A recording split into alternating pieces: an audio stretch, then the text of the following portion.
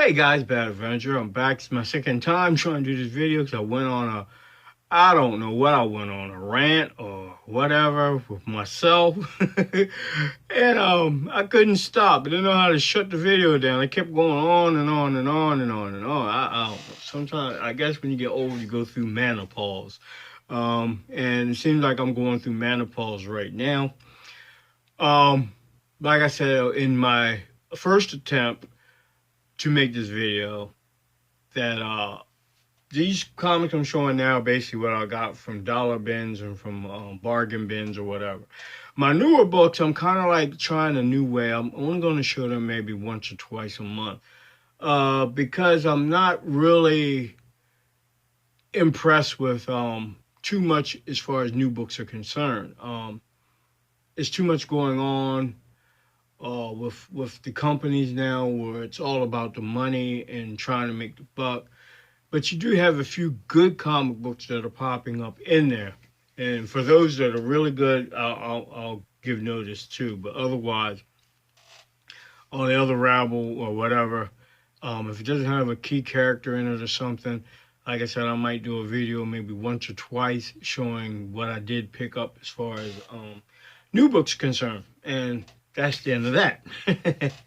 All right, I got to give a shout out to Black Key Comics because in my last video I had made mention of Harley Quinn number 57 or 55 or whichever one. But in that issue, it has the first preview of Naomi. And I was watching Comics Most Wanted video. And like I said last video, if you haven't subbed to either Comics Most Wanted or Black Key Comics, you should, because this little tidbit is very important, because in that issue of Harley is the first preview of Naomi before Naomi came out. And it's like a 4-page preview showing the first issue of Naomi. And a lot of people, even myself at the time, bypassed on that because, everybody was looking at the Tedesco cover that was done for the B cover for Harley. That's where the was most linked up to that issue. So if you have that Tedesco cover, you also now have a double whammy because of it's got the first real appearance of Naomi in it. All right, these are newsstand books that I got out of the dollar bin. Terminator 1 Special Collector's Edition, I picked that up. Superman Annual number 3 newsstand, I picked that one up. This one I was real happy to get. Justice League of America number 34 with a great Adam Hughes cover. Normally the ones you find are the ones that have the JLA insignia on the bottom, and I was real happy to find that in a newsstand. Also, these two, JLA number 70, I got 2 copies of that newsstand with the half cover copies. These are the half cover copies. I don't know what the ratio of these versus the regular cover are, but I was glad to have those, grab those too. Not much into the Malibu comics. I do have a few, but this is a crossover with Nightman and Gambit, issue number 1. I got that in the newsstand. Picked up a newsstand of Savage Dragon number 3, and this is the book with when J. Scott Campbell, before he became famous, he did a drawing that was sent into their kind of like their Stan Soapbox page, and they published a drawing of Savage Dragon that was done by a young J. Scott Campbell on the next to the last page of the book. Only problem with this book that I picked up, I didn't notice it when I got it. It had a little rub there at the top, which is fine, because I got the book for less than 50 cents, so not that bad. This one kind of like throws me off. I tried to look it up as far as who did the cover art. It kind of reminds me of Don Rosa art, but certain parts of it doesn't look like Don Rosa. And I'm a Don Rosa art fan. as well as Carl Barks'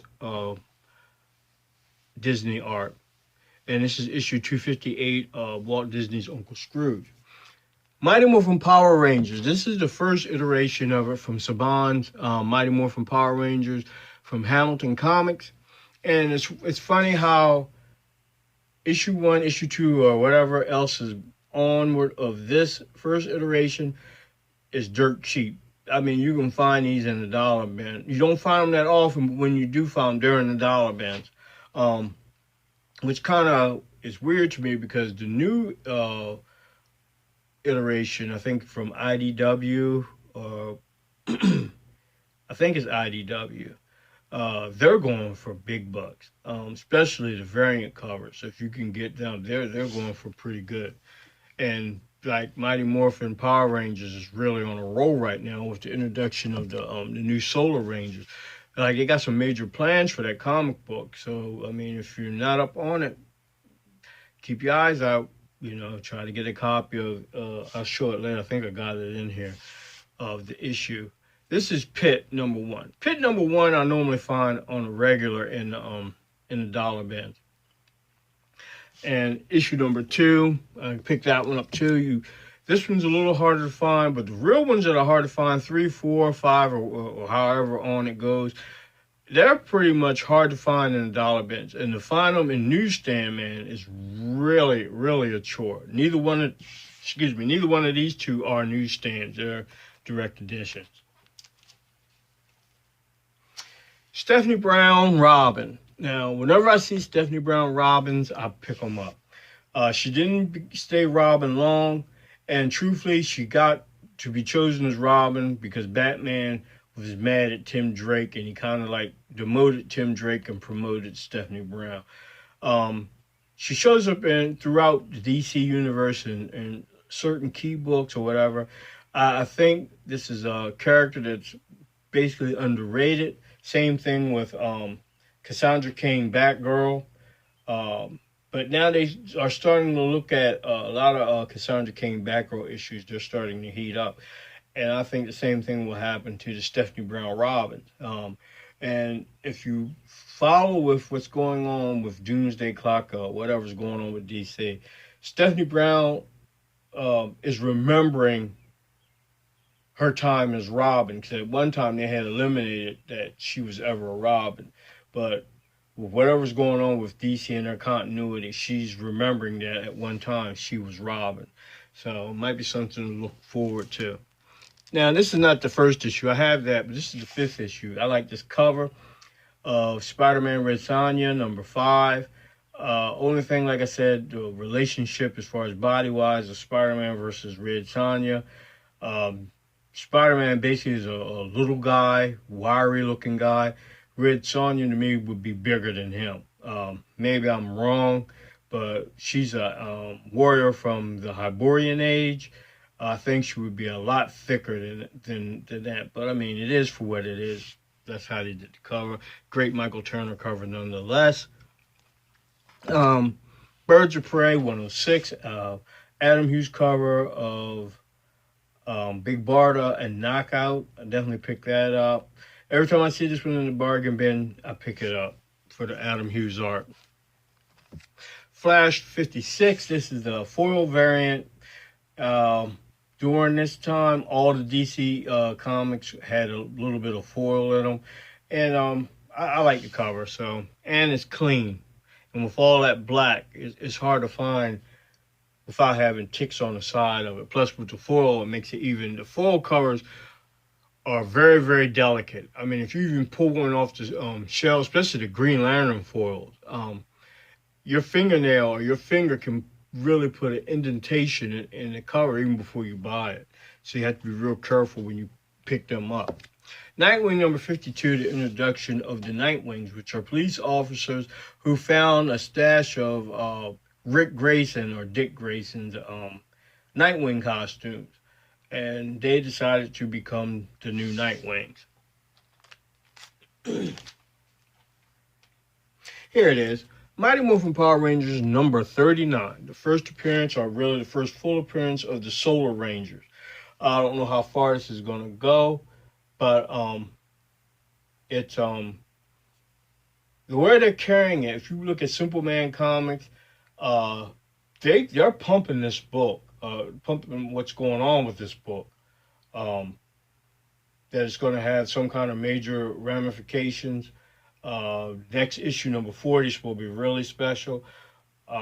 Keep your eye out for it. I'm not saying to get it or not to get it. I mean, but from what I've seen, what's going on with the I'm sorry, Boom Studios, with Boom Studios Power Rangers, they're really trying to make something really great out of the franchise. This book, okay, can we talk? Can we really talk? Sensation Comics featuring Wonder Woman number 17. Everybody is in love with this issue. I hate this. I mean, I don't hate it. I take that back. I don't like it. I mean, I think it's an ugly cover. I mean, not trying to be funny. It's fine in this area here. But once you get into the foreshortening of her body, it's terrible. It's terrible. It's lax. It's not even detailed. And the foreshortening is wrong. I mean, it's just wrong. You know, her bracelets never have been that freaking long on her arm. It almost looks like she got a glove on. You know, yeah, you can tell the artist who did this only concentrated on the face, the shoulders, the bosom, and the left arm to a degree. Other than that, whoever did it got lazy with the rest of the body. You know, I'm sorry, I just do not like care too much for it. Other than the face, beautiful shoulders. You know, and the other area, the bosom area, is fine, but the rest of that, not my cup of tea. Okay, Wizard Marvel Special Edition, Paradise X, and I keep putting these books up, and I have to keep readjusting my camera. Um, Great Alex Ross cover. I really like that. Here's another character that when I see it in the dollar bins, I grab them. Speedy 2. Green Arrow number 45, first appearance of Speedy 2. The female version, another underrated character that keep your eye out for. Not trying to be funny, Marvel got Young Justice with their characters, and I'm just saying, keep an eye out for these new, younger characters. They're picking up a lot of steam, and it seems like they're going into that direction. Another character, but you know, she doesn't fit into the worldview, but she's a very popular character. But because of the way she's built, you can guarantee she is not going to go no further than what she is. And it's a shame. If you look in the back behind Green Arrow, I'm not going to reach back there because I'll probably knock everything over, but I'm going to move these comics. Power Girl. Fan favorite. Definitely, I mean, she pops up in Harley every once in a while, but if anybody deserves her own book that could really make it, they put the right artist on it and the right writer. They got gold with that character of Power Girl. But she's, because of who she is, I mean, how she's built, they would catch a lot of flack for it, you know. But Power Girl, I'm telling you. Especially if you get Adam Hughes to do covers for it, that's money in the making, you know. You hear me, DC? You hear me? All right, Infinity Incorporated number 35. These are the McFarlane issues. Before he went to Marvel, McFarlane did a couple issues of Infinity Incorporated. A few of the issues are worth a little bit of money. McFarlane is kind of like a hot commodity, especially his early work. And here's another book. You get it on the cheap. Dollar Bin, Flash number 93. First appearance of, second appearance of Impulse. Another character that has reemerged back into the DC universe. Keep an eye out for him. I guess he's going to be the new Wally since they totally destroyed Wally with Heroes in Crisis. Man, I am so upset with that, you know, because to me, even though I grew up with Barry Allen as the Flash, Wally made more of an impact as the Flash on me than Barry did. You know, Barry was like a detective. You know, he kind of cold acting to me. He wasn't all that. He was like Superman in a way. You know, the eternal Boy Scout type of character. Wally, on the other hand, went through a lot. You know, I didn't necessarily care for. In the end, when his kids were kind of like connected to him, wherever he went, they had to follow him. I didn't care too much for that. I thought that was dumb. But I mean, it gave him a family, you know, and everything was going great for him. And he ended up becoming the fastest Flash, you know. I think that's what basically did him in, because to bring him back, and he could actually move faster than Flash, you know. I don't know. I guess they really want Barry to be the forefront for the Flash. I mean, which I don't have no problem with that, but they didn't have to sully Wally West like they did. I didn't appreciate that too much. Um, Final Night #2, I found two DC Universe books, and like I said, they're getting harder and harder to come by. This is issue 2 DC Universe Final Night, and this is issue 1. I think I already have issue 1. I might have issue 2 DC Universe 2, so it might be extra copies of it. And they're immaculate. It's like they've never been even touched. And I was surprised to find them in the dollar bin, but I was glad to find them. Don't get me wrong, but you know, like I said, they're getting harder to find. But a lot of them aren't real. They're kind of common. Some of them are common, but they are going up in price on eBay. I've noticed that just to have a DC Universe logo on it, the book is guaranteed to sell for over $10. You know, unless it's a beat up copy, you know, then definitely it's not going to sell for that much.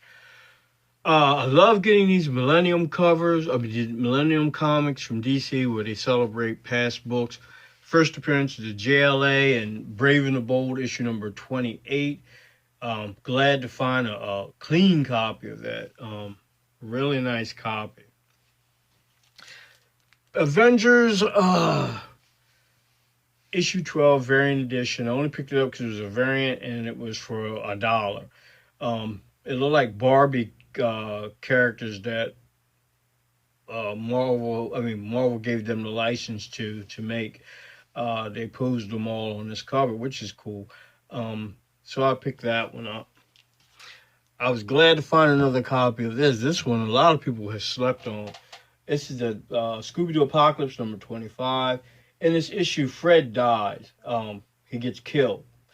And like I said in the last attempt at trying to do this video, I like the fact that in the end of this run, he stayed dead. Yeah, he moved on. Because normally in comic books, if a major character dies, they kind of bring him back, which they did. They bring him back as a zombie for 5 or 6 issues. But in the end, after he basically made sure that the gang would be okay or whatever, he moved on. He moved on. So now it's only the 3 of them and Scooby, you know, but which is cool. You know, it shows permanence to a character, which I really like. Battle Chasers #1, the collected edition. Never seen this before. Got this for $3.99. I was glad to get it because I'm a Battle Chasers nut. Every time I see Battle Chasers in the dollar bins, I grab them. I got multiple copies. Only ones I don't have are the ones where they switch companies. I think issue 6, 7, 8, and 9. I think it goes like that. But I have to go back and check. But all the Image Battle Chasers I have, and like I said, if I see them in the dollar bins or whatever, I try to grab them. I love the Medora art. And he's basically been doing the art for video games as of late. But lately he's shown up doing a couple covers for DC. He did a couple Superman covers, which were really phenomenal. But Battle Chasers, I have a thing about them. I really enjoyed them. I got the last game that came out. I got that and I play that ever so often. But Yeah, Battle Chasers #1, the collector edition. Like I said, I never even knew this really existed, but I was glad to get it. This I was really these last. And I say that for last. I found another one of these in a dollar bin. Avengers No Surrender number Part 8, issue number 682. This is the first appearance of the Immortal Hulk, a full appearance of the Immortal Hulk at the end page. Um, there's a variant cover of this which shows a Hawkeye in an alternate costume with his mask off, um, which is way more money. But it's good to find another copy of this book. I was happy for that. Now, these really made my day because these books are picking up steam like crazy um, because of the movie, and which is rightly so because it's a great movie. John Wick. John Wick, I went to see movie #3. Man, I enjoyed that movie. If you like action, straight action movies, you know, I mean, beyond action, John Wick will fill your platter. I'm gonna tell you that now. Um, you got to look at John Wick for what John Wick is. I mean, truthfully, it's action. It's an action movie about assassins. And it's like everybody knows they're assassins. Police know they're assassins, whatever. But it's like this major code that they all go by. And if you break the codes, you can become what is the word that they use in the movie? Whatever. You just get thrown out. And if you, it's a hotel throughout different hotels that are like safe house or areas where you can't kill anybody, basically. And in the second movie, John Wick ended up killing the guy. The guy ran into the hotel to save himself. John Wick was so mad, he wanted this guy so bad. He went in the hotel and he killed him, which immediately set off a chain reaction where they basically gave him a certain amount of hours to get away before they send the hounds after him. That means every assassin throughout the world now is after this man in this third movie. And I'm not saying anymore. If you want to see, this movie is good. I mean, it's really good. And I can't wait for the fourth one because with what's going on, people being upset and beat down from the third one, now they're going to rise up against the heads of the Assassins Guild or whatever you want to call them. Oh man, it's going to be off the hook. All right, John Wick. I found these I all got for cover price, and I was like, wow, because when this book became hot, I was trying to hunt it down. I couldn't find it nowhere. I couldn't find it. I already had the photo cover of issue #1, but I didn't buy any more, you know. And like a dummy, these sat on the shelves for a long time. Not these particular books that I got, but the John Wick series sat on the shelves for a long time. Then all of a sudden, the book got hot. And it's like everybody, as soon as they heard John Wick is hot, they were gone getting this book. I got to it after they said John Wick is hot. So I started hunting down comic books trying to find John Wick. Couldn't find John Wick nowhere. No shops had it. Sold out, gone. And people went back in and start buying them John Wick. I got this one. This is the one that goes for the most money. I thought, really the photo covers would, but no, this is quietly cover. This one goes for over $20. I got that issue #1. I picked up issue #2, issue #3, issue #4, and the 5th issue, #5. Now, as a whole, from what I've understood from this series, a lot of people said it's a mediocre story. The story is mediocre. But I'm happy to have it. I'll probably, maybe I might go in and open them up and read them, when I get the time. But I do want to give kudos to Keanu Reeves because, man, for a man in his early 50s, to beating, he's taking on his body making these movies, man. It's commendable. I know they got stuntmen doing a lot of it, but you got to understand, too, man, it takes a lot.